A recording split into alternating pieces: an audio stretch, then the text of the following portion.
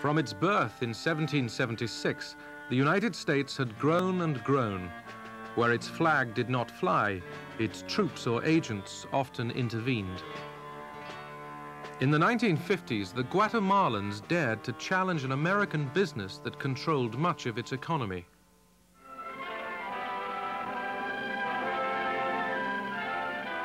The United Fruit Company of Boston owned 500,000 acres of land, the railroad, the port, and telecommunications. But most Guatemalan peasants found it difficult to survive. In 1950, Jacobo Arbenz was voted president. He wasn't a communist, but some of his close allies were. A former military man, Arbenz sought to modernize Guatemala's backward society. Washington was alarmed.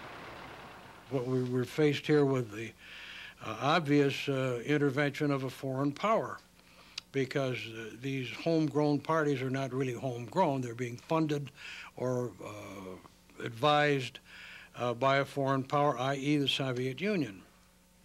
Я абсолютно убежден в том, что правительство Арбенса, the Arbenz government, which had been in power from 1950, didn't enjoy any logistical support from the Soviet Union.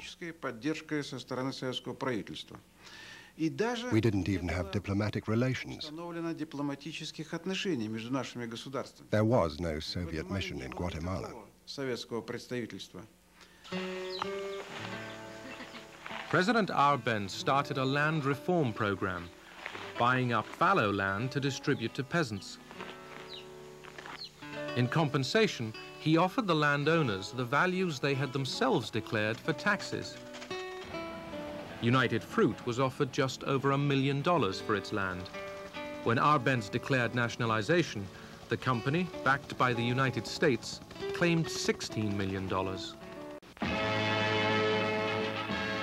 U.S. Secretary of State Dulles takes the rostrum to urge united action by the Americas to outlaw international communist intervention in the Western Hemisphere. Arbenz once again put on his colonel's uniform as Guatemala prepared for war.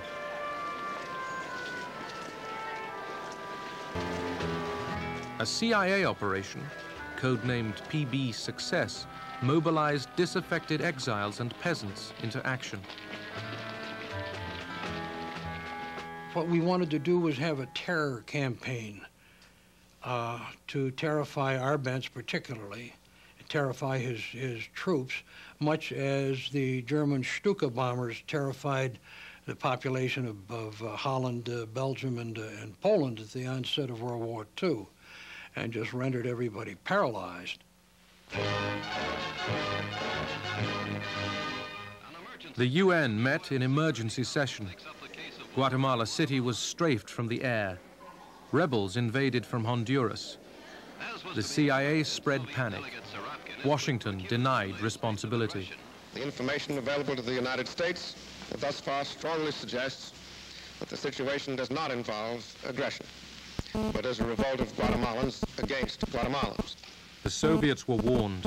Stay out of this hemisphere, and don't try to start your plans and your conspiracies over here.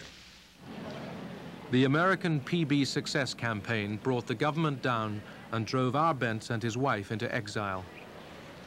9,000 of his supporters were arrested. Many were kept in jail without trial for years.